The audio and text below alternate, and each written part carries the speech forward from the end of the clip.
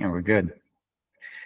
So welcome, everybody. Welcome back to the podcast. I have a really special guest today, somebody who I think is doing incredible things in the world in this moment in time where there's a lot of problem being thrown at us to destabilize the nervous system. We've got people like Sam Demma.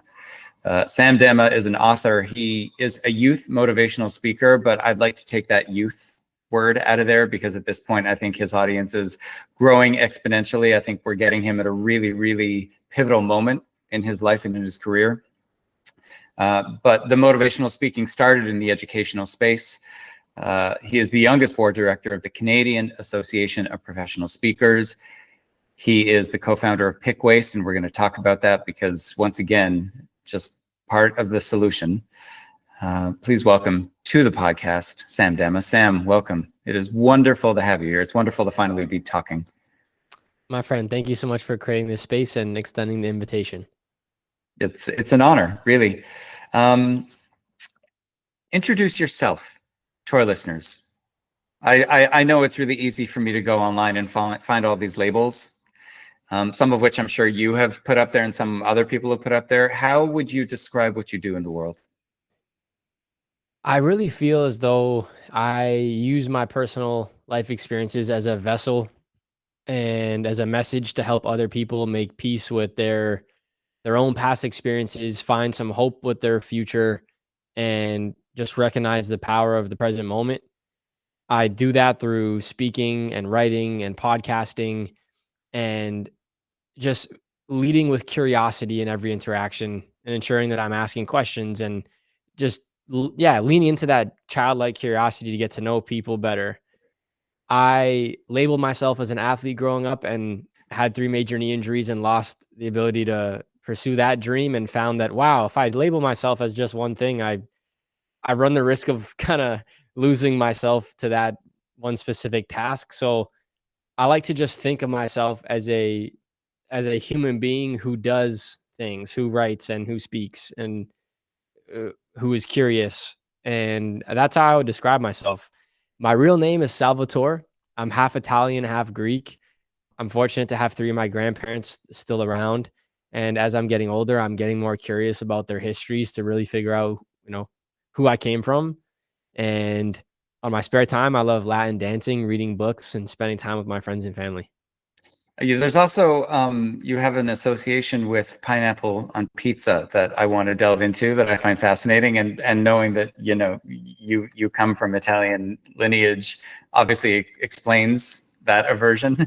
Do you want to start with that? Do you want to tell listeners about your opinions on pineapple and pizza? I think the best way to put it is like this. Would you put cheese on your strawberries and eat them? And if the answer is no, why are we putting fruit on pizza? Enough said. I'm happy we started with that. Okay, so this when you were a kid, you thought you were going to be a professional athlete. It was soccer, yes? You were playing soccer or European football? Correct. Okay. That didn't work out because of this injury that kept repeating, from what I gleaned from my research. How do you liken what you do now to potentially what you thought you would have been doing as a professional athlete? How are there similarities? Well, I spent close to 15 years pursuing this dream to play professional soccer, maybe more like 12 or 13, and really gave it everything I had. At 13, a professional club asked my parents for permission to move me there for 6 months of my childhood. Came home, dedicated high school towards sport. By the time I was a senior in high school, I ended up tearing the meniscus in my left knee twice. And then I tore it in my right knee. And then I tore the labrum in my right hip. And that was all within a span of a 2-year period of time. And as I was trying to rediscover who I was and wanted to become without athletics in my life, I had a teacher who really redirected my focus. And he taught this lesson in class that if you take a small, consistent action, it can make a massive change. And he always cracked jokes saying that sports were just a kid's game played by adults. And I was like, dude, I spent my whole life on that. Please, like, take it easy. but his humor around sport and life really got through to me, and he kinda helped me realize that I was a leader in sport, and I was developing leadership qualities through sport that could be applied to other things. You know, I was the athlete on my team who really cared about the effort of my teammates. Like, we would have fitness practice once a week, and I wouldn't allow anyone else on my team to cut corners. I would shout it out if people were, and I pushed everybody athletically and physically at practice all the time because I knew that if we all gave 110% each of us, then on game day we'd have a better outcome. And so I really enjoyed being an inspiration or a motivation to those around me. I felt like I was making a contribution to their well-being. And I mean, I'm doing the same work now. I'm just no longer doing it on a soccer field. I'm doing it standing on a stage or in a gymnasium with people. And instead of using my feet, I'm using my hands and they're waving in the air and I'm using my mouth. And so I think that the intention behind some of the things I was doing in sport are still very much alive in the work that's unfolding now. I also believe that, like athletics, there is a team and every person plays a role, and you can do a lot more with others than you can alone. And the same thing is very evident in the work that I'm doing today. Couldn't do half of the things I'm doing by myself without the team that I have.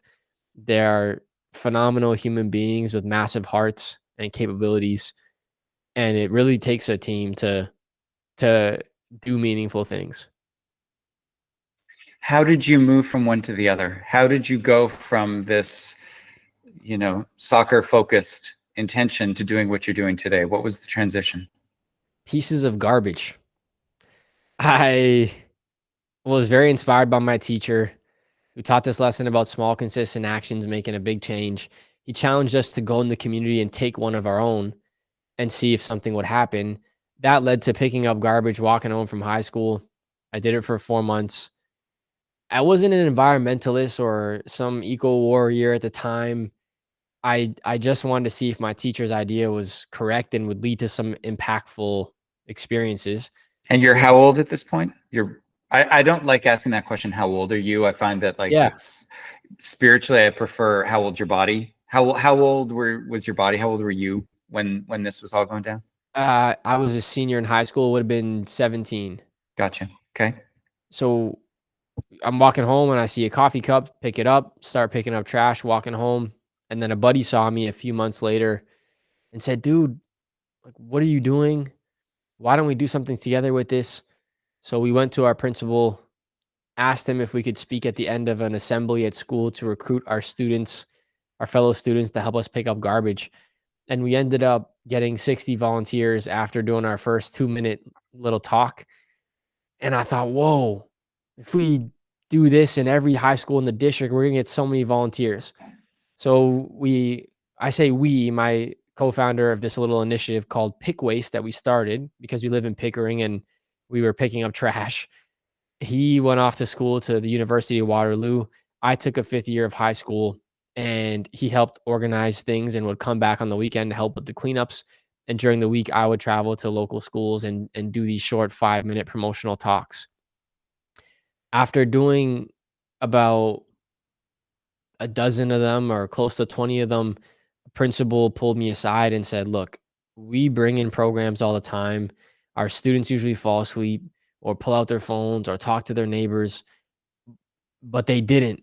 They love what you had to say. Can you please come back and speak for an entire 30-minute time slot?" And I was like, 30 minutes? I don't know what the heck I'm gonna say for 30 minutes. But I believe that we don't get offered an opportunity that we're not prepared for. Sometimes it's just our own thoughts that stop us from believing that we are. And so I went home, I said yes, and I wrote a speech and I went to the school and delivered it. And that principal really encouraged me and said, "Look, this was awesome. I think you should really consider doing more of this."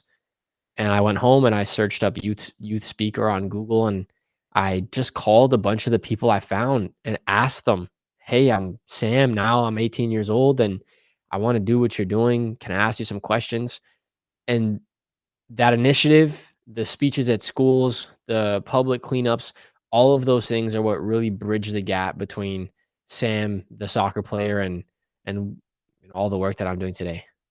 I think it's incredible, really.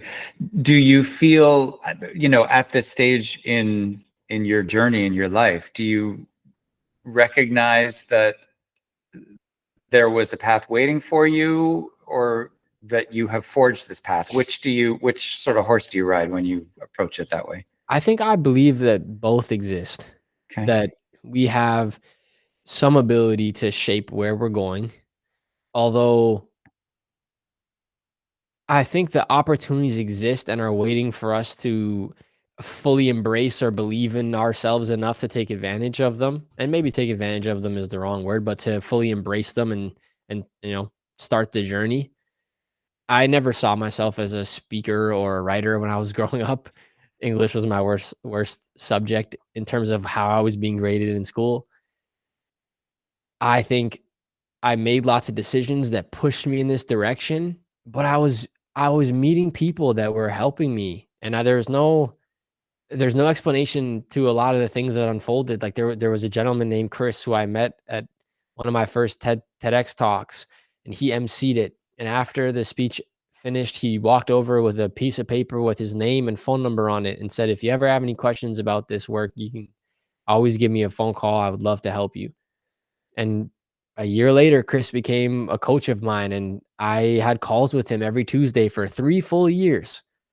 And I thought, wow, if I didn't meet Chris at that TEDx event, and if I didn't meet Blake, who introduced me to that TEDx event, and if I didn't meet Cody, who put me in place to be at the event where Blake was, and then have Blake connect me to, the TEDx event, and the TEDx event introduced me to Chris, and like I wouldn't be the person I am today. So to say that I forged this path on my own is hilarious. Do I believe that our actions matter? Of course. Do I stand in the basement multiple times a week and practice my performances and write new material and call events that I would love to serve and support? Yes, absolutely. And all those things have helped, but I think that it's a combination of the path waiting for us and us lacing up our own shoes. A lot of the things that I've studied have taught me that if you do your share of the work, the rest of it will happen. But you Mm, got to do your share of the work. Work is essential. mm. Um, what do you tell people who you speak to, whether they be, children in schools or adults who, are exposed to you through the talks that you give? What do you tell them in terms of sticking it out, of staying consistent, in terms of, I would imagine that you are meeting a lot of people, especially kids right now, who are facing a world that I could not have imagined. I've spoken to a lot of kids who for them, reality is completely different than it was for me when I was growing up. There were certain things that you could assume would happen when I was a kid: go to school, get a degree, buy a house, create this life, that kind of thing. And a lot of those sacred cows are no longer. How do you convey to people to stay in upper frequency vibrations, for lack of a better term? I share from personal experience what has helped me the most. I have a lot of students reach out to me all the time and tell me that they're struggling with certain things, that they're feeling down and they're not sure how to get out of it. They're struggling with staying consistent. And I always go back to practices in my own personal life that have helped me the most, because I can't really speak on anything outside of the things that have worked for me. And for me, the practices that have helped me the most are some form of daily activity, like going to the gym and moving my body. I've found personally that when I move my body, my mind quiets or slows down a little bit, which for me has helped a lot, especially during busy seasons in my life. Silence, moments of meditation or mindfulness have been massive for me too. So I'll ask a student, are you making time for physical activity? Are you making a little bit of time for silence and meditation or mindfulness? Reflection in the form of journaling is a daily practice that I've engaged in for years that's been really helpful for me too. I often ask students if they have a journaling practice or would be open to trying something of that nature where they can capture their thoughts. I think the beauty of journaling is it allows you to be a little more objective with your your thoughts. When we leave them in our head, sometimes we tend to exaggerate them or make them 10 times bigger than they actually are. But when we write it on paper, we maybe realize they aren't as challenging as we think. Maybe the solution is a little easier or closer to us than we thought when it was just in our minds.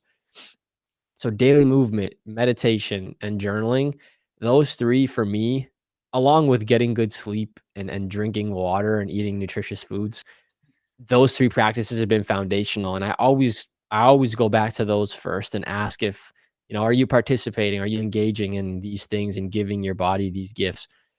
And if the answer to all those questions is yes, and they're doing all of them, but they're still in a little bit of a funk, I often ask people, do you feel like in most of your daily life you're playing for points or you're playing for the love of the game you're playing? And that question is more about, are you making decisions based on your childlike curiosities and the things that you're actually interested in and the things you're passionate about, or are you making decisions to please other people, to fulfill your parents' expectations of you or other people's expectations, and you're neglecting what you actually believe or want to do with yourself? Um, and then, I mean, I'll just ask a lot of questions. I find that most people have the answers they're already looking for within themselves, and they just need someone who's willing to sit with them for 45 minutes to ask thoughtful questions to help them pull out the answers themselves. So I'm not sure that I even have the answers, but those are some things that I would typically lean on when I start a conversation like that. I mean, it sounds like you're just sharing your authenticity so that you're empowering other people to do the same thing. Yeah, that's a good way to put it. The balance between structure and ease. In Hinduism, this is spoken about a lot, that there needs to be, the actual teaching is that when you are in a yoga practice, for instance, the posture needs to be steady and joyful, meaning you need to have activity in the body, but you also need to be able to relax. If you're straining, I've told students for years, if you're straining, go cycle, go walk, run, do whatever you want, do something else that isn't like ruining your life in this moment.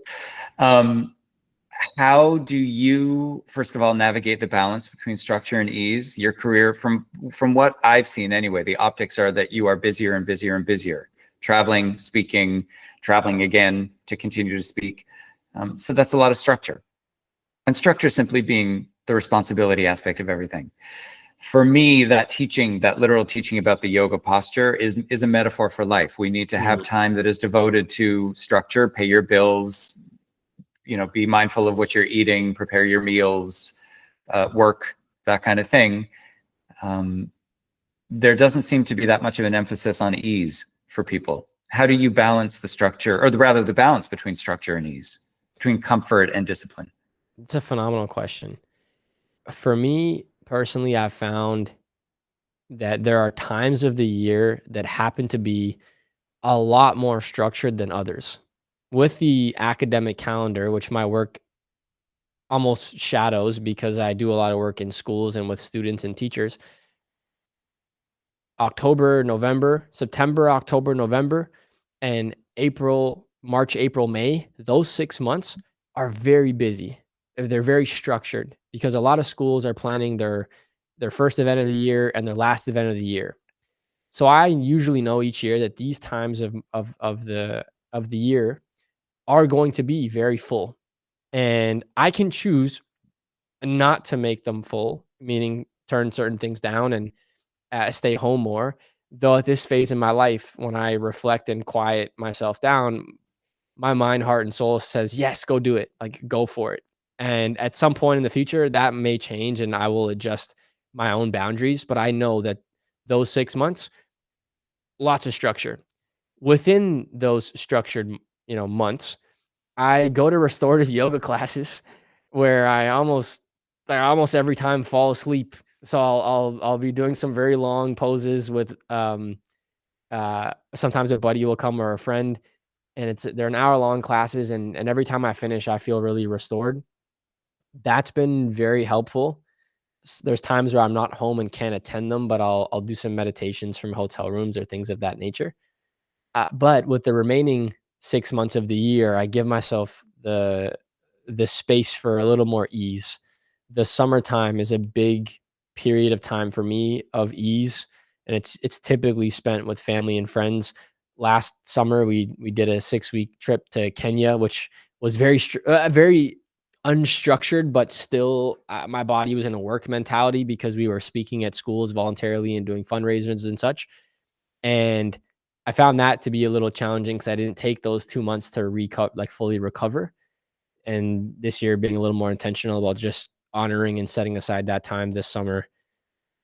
I'm still figuring it out as I go, but the restorative yoga classes and deciding that, hey, these couple months are going to be structured, and then with the other couple months, I will give myself more ease, has been something that's worked for me in the past, and I will continue to experiment with moving forward.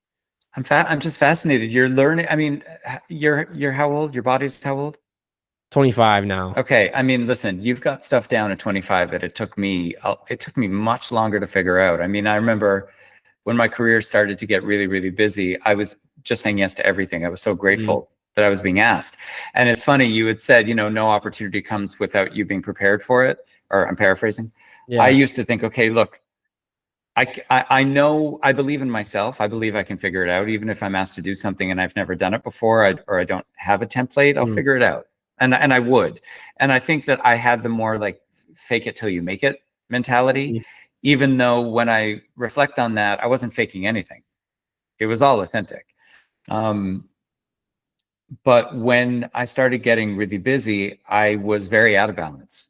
And then what would happen is when things would start to slow down, as of course at a certain point they will, I started to think, oh, I must be messing something up. I've got to pick up the ball. I've got to create something, create a new workshop, write something, do something new. This must be a sign that whatever I have been offering isn't relevant anymore, even though it was a matter of like 4 months. Yeah. And so what I would do is I would hustle. And then 6 weeks after that moment, things would get so crazy again that I started to realize after it happened a few times, when that downtime comes, you take it. That's a phenomenal perspective. I had a conversation with a friend named Sunny Verma, who runs a company called TutorBright, and they're a large tutoring company for kids. And I was telling him, about all the things I'm doing, and I'm moving all these projects forward. And he said, "Sam, have you ever thought about the fact that the ocean waves hit the sand, whether you think about it or not?" And that the trees grow whether you think about it or not, and it rains and snows whether you think about it or will it to life or not. This idea that we are the sole creators of our lives and all of our opportunities is so far from the truth, and I think I'm so grateful that I had someone tell me that at a young age, because it let me just exhale and say, "Okay, yes, my actions are important and they matter, but a lot of the things in my life are gonna happen whether I will them to life or not." And so I couldn't agree more with that idea of letting the downtime arrive, and I've struggled with it too. I found that when I've gone from really, really busy to a period of ease and rest, my brain starts to let off an alarm system. "Oh my goodness, Sam, there's no more opportunities. You're never gonna speak again." And what I've done to combat it is I've tracked my business numbers very specifically for the past 6 years now, so that I can identify, "Oh, typically in these 3 months, things tend to slow down a little bit." And now I see the pattern over a 6-year period of time, and I can tell my brain, "Dude, calm down." This is normal. It's a part of the experience. And I think another error in my own judgment was that I measured my success earlier in my career based on how many. It's like, how many speeches? How many checks did I receive? How many people did I reach? As opposed to quality, I was so focused on quantity and revenue and numbers and all of those things. And I try to not use those as the scoreboard as much anymore. They're definitely still tracked because I don't wanna spend money I don't have or put myself in a terrible financial position, but do I feel good? Am I having fun?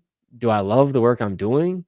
Am I energized? Are people impacted by it? Like, all those things to me make a lot more sense to measure than just how many.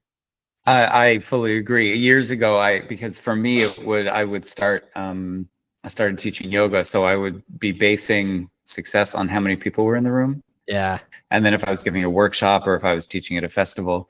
And I remember at one point being in a class, and I started, as you know, students were in a pose, I started counting, and a part of my mind just said, okay, enough. That this isn't what it's about. This cannot be what it's about, because this brings you no joy. And it was in that moment where I said to myself, or at least a part of my mind said to me, whoever needs to be there is going to be there. Trust that whatever value you are infusing, whatever you're delivering with, they'll get it. And they're the ones who need to hear it. So just trust that. And I gave that up a long time ago. But the concept of quality over quantity was an actual thing for me. So I'm really happy that you're bringing that up. How did you, you have tremendous insight for somebody whose body has been on this planet for 25 plus years. These practices, yoga, mindfulness, meditation, psychological, responsibility, focusing on the things that you can control, looking at things that are evidence-based, not fear-based. How was this? How did somebody say you should try this? Did you just figure it out on your own? How did you come to these practices? Well, let me tell you how I became this wise guru. I'm very scared of where this is going. what a weird thing to speak about yourself on. I think. Well, hold on, but I'm sorry to interrupt you, but I feel it's important to bring it up, because there are. I don't want to say there's a lost generation right now, but there's a generation of people who are looking at whatever their parents have accomplished, knowing that their path, in most cases, cannot be the same, because the world is completely different. Yeah. And yet there are these practices that obviously have helped you so much, and have helped me. I mean, they've defined my life. So how did you, wise guru, how did you? Yeah. First and foremost, I'm not a wise guru, and I was making a joke about it too. And I know. I think the practice of journaling has been a massive opportunity for growth, and I've collected a lot of stories and insights from observations in my everyday life. I'll give you a perfect example. The other day, I was on a run and I met an old man on the sidewalk who was lost, and I decided I'm gonna try and help him figure out where he's going. And 5 minutes of trying to figure it out. He was Polish and didn't speak any English. And so I'm standing there on the sidewalk, like, okay, what the heck? What's going on here? And he pulls out his sticky note from his back pocket. It has the exact address on it of where he's trying to go. And I was like, dude, we've been here for 5 minutes. You didn't think maybe you should have pulled this out at the start? Anyway, long story short, we helped him find his way, and I went home and I journal every night. So I pulled out my journal and I was writing about it. And I was like, why did it take 5 minutes for me to pull out the sticky note? And I was reflecting on how good I felt, how significant I felt after I helped this stranger. More significant than I felt than accomplishing things in my career or crossing my own goals off. I felt more significant helping this stranger get home. Why did it take 5 minutes for him to pull out the sticky note? And popped in my head a hypothesis. I was like, oh, maybe the universe, God, the creator, knows that the reward we feel in our heart when we help somebody outweighs any personal goal we could ever accomplish. So there has to be some challenge. And maybe the challenge in this scenario was having patience for 5 minutes with an old man and a stranger. And I can't tell you how many little stories from life and observations like that I've written about in my journal and just asked questions. And I don't know. I think that insights come from reflecting on personal experiences and observations. So the journal has definitely been one of them. And I've been keeping journals. I have my journal right here, actually, right now. And I've been keeping journals since I was 17. And I have a whole stack of them on the shelf over there. And sometimes I open them up and read them back. The second thing that's been really helpful for me so far is reading. I love reading books. And if I'm challenged by something or curious about something, we'll find a book on it and I'll read it. We have a small team. There's 4 of us and we have a mandatory book study. So every 2 weeks, our team meeting is about the last book we chose as a team and read, and everyone shares their observations and ideas and learnings, and, that's been really impactful, and I really look forward to those calls. And then it was finding people who were doing things that I was very inspired by, like Chris, who was much older than me. He's been on this planet for twice as long as I have and has kids and has worked through recessions and, bringing my challenges and questions to him and other individuals who have just been doing this a long time and are very inspiring to me and asking them questions. That's been really helpful also. Um, Yeah, I think those are really the 3 big buckets. It's like the personal reflection on my observations, which I think are very valuable. Sometimes we underestimate the power of our own experiences and we think we have to just go and learn from others, but there are lessons around us every day if we're paying attention and willing to reflect on them. And then reading and then approaching and learning from people that I'm very inspired by. I think those 3 combined and along with my grandparents and my parents who have instilled values in me from a young age, like that goes without saying, has been really impactful too. Okay. I want to get to, what you do when it comes to these talks that you give, Mm, to the keynote speeches that you give. Um, Before that, I want to talk about this concept of small, consistent actions. mm. You've alluded to it. You've referred to it. How is that showing up in your daily life today? What are some of those small, consistent actions that are your bedfellows, for lack of a better term? The 3 I mentioned earlier of journaling, meditating, and exercising are foundational to me.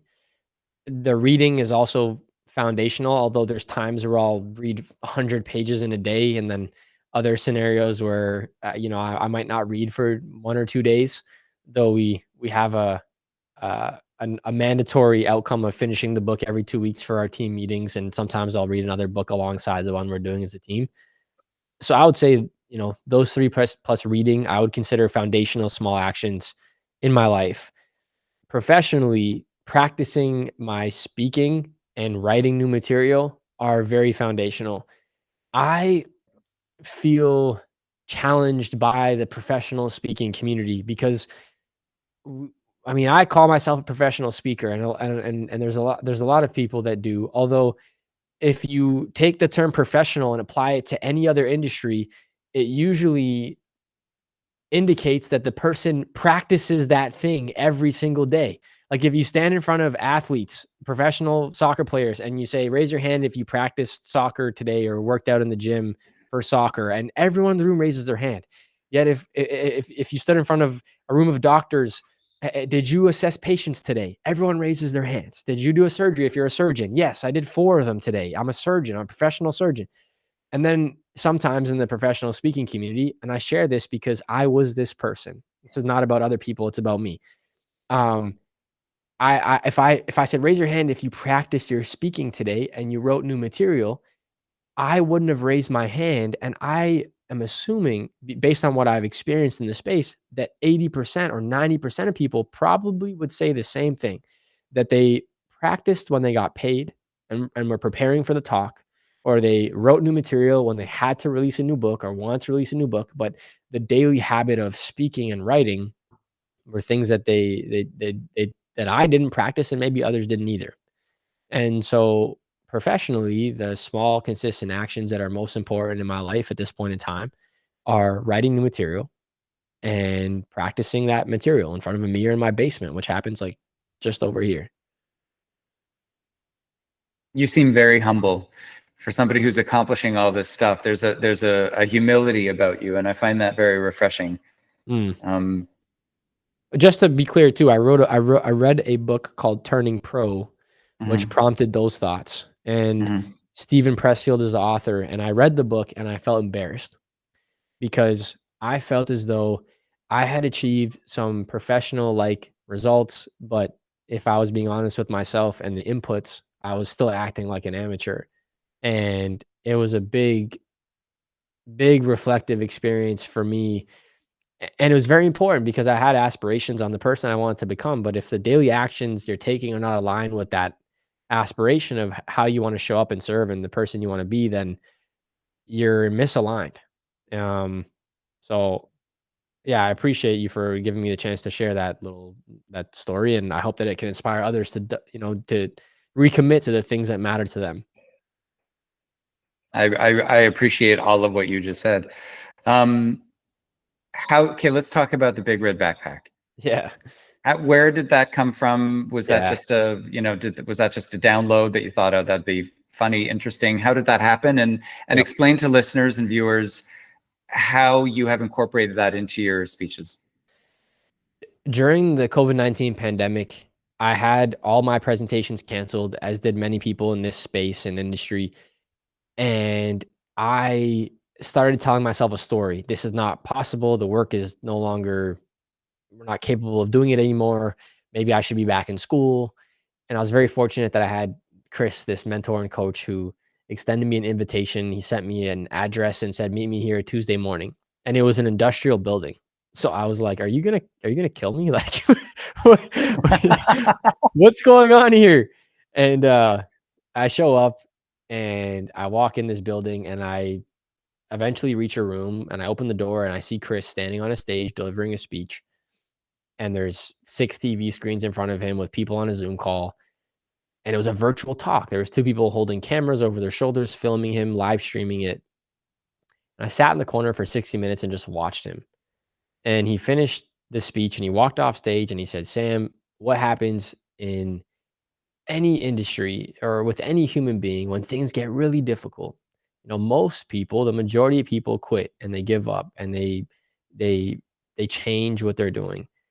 But if the world needs your service now more than ever because there's a lack of hope and optimism and support, and if the world needs more of it and there's less people that are doing it because they're all quitting and giving up and changing what they're doing, if there's more need and less providers, wouldn't you say it's a big opportunity, Sam?" And I was like, "Oh my goodness, he's right." And so my belief shifted from this work is impossible to maybe you can do this and it's actually going to be the best time to do it. And because I had that new belief, I had new emotions of joy and excitement. And because I felt excited, I took new action. Instead of sitting at home doing nothing, I drove to Best Buy and bought a webcam and some lights and I set up a little virtual studio in my basement. That year, I did something like 180 presentations virtually. And a few months before, I was sitting at home doing nothing, telling myself that I made the worst choice of my life, having a coach and pursuing this path. I tell you all of this because the only difference between the Sam that did well that year and the Sam that would have sat around and did nothing or completely left this work was a belief. The belief of it's not possible versus the belief of it's the greatest opportunity. Now, how do you help a person realize that their beliefs and their mindset is so important? How do you help them realize that it's the most important thing that they own, the most important possession? Maybe not their thoughts, because sometimes we have thoughts we don't think about, but a belief is something you've thought about. Um, and so I kind of took that question and asked myself, how can I help young people or anybody recognize the importance of their thoughts? And I had an interaction with a young person who was really struggling with his mental health, and he told me, kids at school were bullying him, and as a result, he wanted to get 50,000 followers on social media because he thought that would help him change the way he felt. And I thought, I wonder how long this young man has been allowing other people's words to affect his belief about himself. I wonder how long he's been carrying around those thoughts and opinions. And when I thought about carrying around, I thought about backpacks because a lot of students carry them. And I thought if you're carrying around a lot of beliefs that aren't serving you, you probably have a really big backpack. And so I searched giant backpack on Google and I found this big red bag um and yeah, that's kind of where the whole concept of the backpack came from. My own experience recognizing that my beliefs, shape a lot of things in my life and it's likely the same for others. And the question was, how can I create a metaphor or some sort of experience that helps people realize this for themselves? And the whole backpack speech and the book and the movement and the poem was all dreamed up in the pages of my journal after some of these reflections. Unbelievable. Unbelievable. Just the image of you with the backpack is so powerful. It's fascinating. You may have already answered this, but it's a question that is important for me because as somebody who tries to inspire other people, there have been moments, especially during the pandemic, when finding my sources of inspiration was work itself. Where do you get inspired? Oh, Who inspires you? I'm inspired by music. I love rap music. Russell Vitale, Russ, the artist, is one of my greatest inspirations of all time. Listening to his new songs gives me life. I'm very inspired by certain speakers. There's a speaker named Felice Leonardo Buscaglia, and he was very popular in the 1970s, and he lectured on the topics of love and kindness and empathy. And his lectures are all over YouTube. If you search Leo Buscaglia, they were live streamed on PBS back in the 1970s, and people could watch them on TV. So powerful. Like, I'm getting goosebumps just thinking about it. But watching other phenomenal performers and musicians gives me so much inspiration. I would say that's one area, like other people that are living in their unique gifts really inspires me. And then I would say nature, like being near water and mountains, in forests, like nature tends to provide unique insights or ideas for me, and I'm not even looking for them sometimes. And also just refuel and recharge my body, which usually leads to more inspiration. So inspired by other people living out their unique gifts and callings, and getting into nature for me. Is the nature thing because it's just quieter? Is it easier to be with your mind? Have you ever thought about it, or it just You is? know what? I haven't really reflected on that too much. I just have noticed when I'm near water or in a forest, I feel really good. And I think when I feel really good, good things happen. Okay, Um, okay. And but trust it because it's obviously working for you. yeah, Talk to me about your book, Empty Your Backpack. Empty Your Backpack was written after the conversation with the student who was really struggling with his mental health. And I wanted to create something that spoke to the importance of our mind and our beliefs, and also gave some ideas on actions people could take to move them closer to a goal or a dream that they have. And I mean, I'll give you an example. I have a neighbor, he bought 4 copies of the book after I launched it. And he was the first person who bought copies on our street because growing up, I would cut his grass using my dad's lawnmower and his gas, and I'd still get I'd still get paid. It's a winning, it's a winning process. Yeah, no cost of goods sold, you know? And, um, anyway, he bought the first couple of copies for him and his wife and his kids, but his kids are, 2 and 3 years old. So I was like, "Man, they're not gonna understand the content inside the book yet." But he's like, "I'm gonna read to them anyway. It's gonna go into their subconscious mind." I was like, "I love it. Very cool."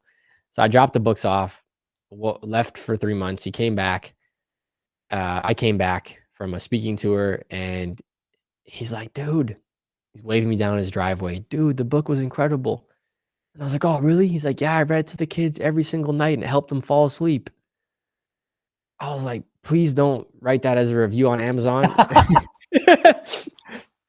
And, anyway, he went on to say, the kids didn't understand it yet, but he did, and he really enjoyed reading it, and he enjoyed it so much that it inspired him to quit his job.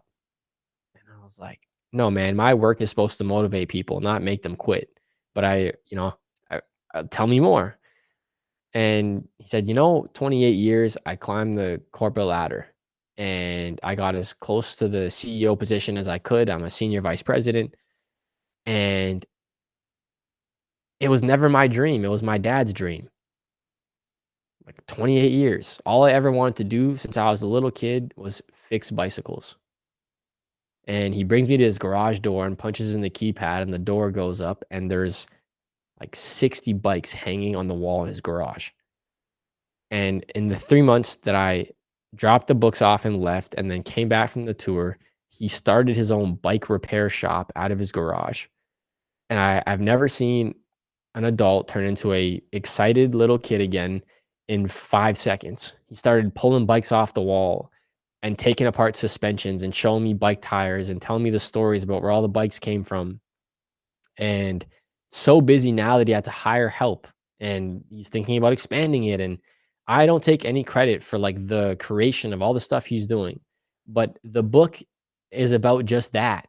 It's about letting go of all these expectations and opinions that we place on ourselves or that others place on us about what we should be doing with ourselves and our lives, and just quieting the noise and asking internally of ourselves, "Hey, like, what are you excited about?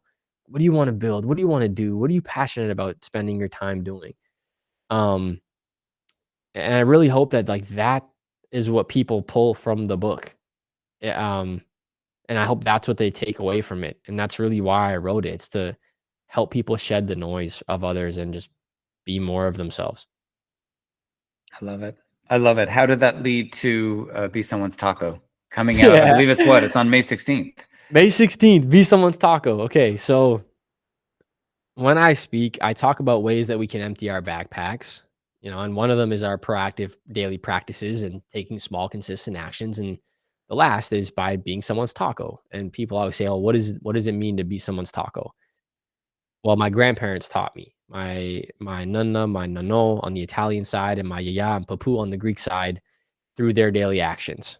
And you know, I guess an easy way to explain it is the story that brought it to life. So, a friend of mine was not doing so great during the pandemic, and I called him, and he told me he was still lying in bed, and it was 2 o'clock in the afternoon. I don't know if you've ever had one of those days where you want to just stay in bed and pull the sheets over your face and ignore every notification and just do nothing. And sometimes when we choose those days, they're proactive, but I knew that he was in bed because things are not going so well. And I know what that feels like. And so we ended up hanging up the phone, 20, 30 minutes later. And I just couldn't stop thinking about my friend and wanting to try and make him feel a little bit better. And so I ended up on his Facebook, and I came across a post that said, "My vote for dinner tonight is tacos." Simplest idea. I was like, Andrew likes tacos. What would happen if we got Andrew tacos? I ended up on Uber Eats, and I found a little taco dinner for two, and I punch in Andrew's home address, and you can watch the car drive down all the streets like a little Pac-Man video game. I'm staring at my phone, 20 minutes, finally get the notification saying the tacos have been delivered. Less than a minute, my phone rings, FaceTime call from Andrew, sitting on his bar stool in front of a kitchen countertop, box of tacos open behind him, bawling his eyes out. You ever try to cry and talk at the same time? It's ugly. He's like losing it. And I'm like, it's a cardboard box with 2 tacos. Calm down. And he's just like, no, you're missing the whole point. Like, It's not about the tacos. it's like what you didn't realize is that I was in bed because we had to shut down our business recently. And we had to lay off employees that we love and are like extended family members because we can't afford to pay them anymore. And we don't know how we're going to make things work for the next little while. Maybe for you, it was just the box of 2 tacos, but for me and my wife, this was a moment of hope that we are gonna remember for the rest of our lives. I start crying because now he's making me feel significant and a part of this whole story, and, we hang up the phone a little later, and I go to sleep, wake up the next morning, and he sends me 500 individual taco emojis on my phone. The next year, every time we talk, at some point in the conversation, he'd interrupt me and remind me, "Hey, man, remember that one time?" I'm like, "Dude, shut up. Like, we've talked about this. It's okay. Like, let's let it go." And then that year on my birthday, he calls me and he says, "Sam, I have a surprise for you. Check your email." And I open my email, and it is a image or a logo of a bright yellow smiling taco. And above it, it said, "Be someone's taco." And he actually hired a graphic designer to make this logo and gift it to me.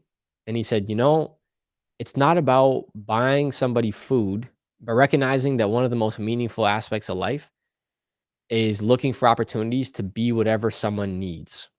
If they need someone to cry with, be someone they can just sit and cry with. If they need someone to help them study for a test, be a study buddy. If they, if they need food, send them some food. It's about recognizing a need and filling it. And I use it in my performances, this little example, because it is impossible in my personal experience to serve somebody else or help somebody else and not also empty your own backpack at the same time. You can't do something good for another human being and not also feel great about it. And I think it speaks to our connectedness as humans, like that we are all really connected. Um, and so that's the whole concept of what it means to be someone's taco and how it came to life. And we've taken that story and morphed it into a children's friendly version. And we're launching the book on May 16th in Flato Markham Theater. And there's going to be food and people. And I wrote a new like 50-minute speech all about kindness, empathy, and compassion. And it's not specifically geared towards children, like it's a family friendly event, but then every ticket includes a copy of the book. And I'm hoping that parents will utilize it with their kids as well. And yeah, that's the whole idea behind Incredible. To Be It's Someone's Taco. incredible. It's incredible. I had a teacher years ago who taught us that if you want something for yourself, do it for someone else. That was the way she expressed it. And in the moment, I had an issue with it because I thought, yeah, but aren't you then just doing it for yourself? The way she phrased it. But nonetheless, I much prefer the way you're presenting it.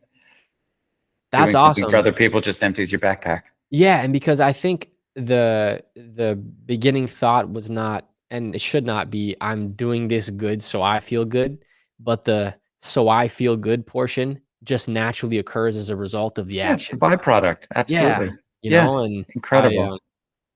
yeah, anyway, thanks for asking that question. That's the whole book launch coming up. Well, congratulations. That's May 16th. Both books are available where? Anywhere books are sold online. So, Gotcha. well, the taco book, depending on when this podcast is released, won't be out until May 16th.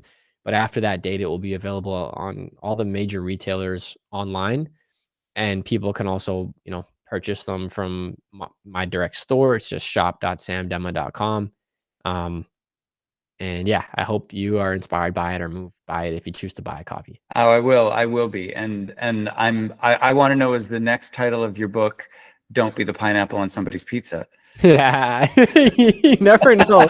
Be someone's food item could be a series, like.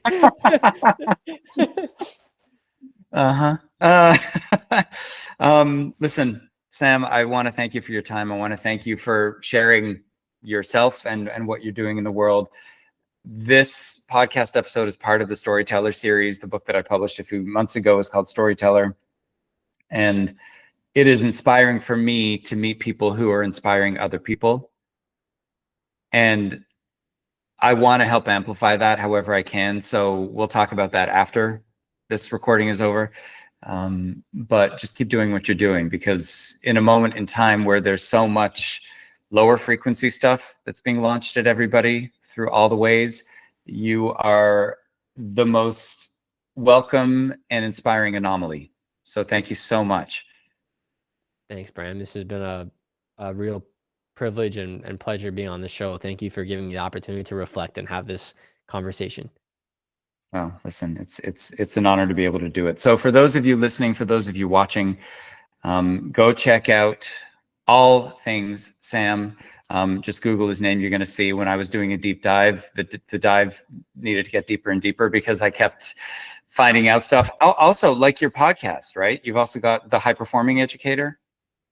Yeah. Check out this podcast. I haven't had time to actually listen to the episodes, but I think the concept is incredible in a moment in time where education seems to just be politicized and funding just seems to be,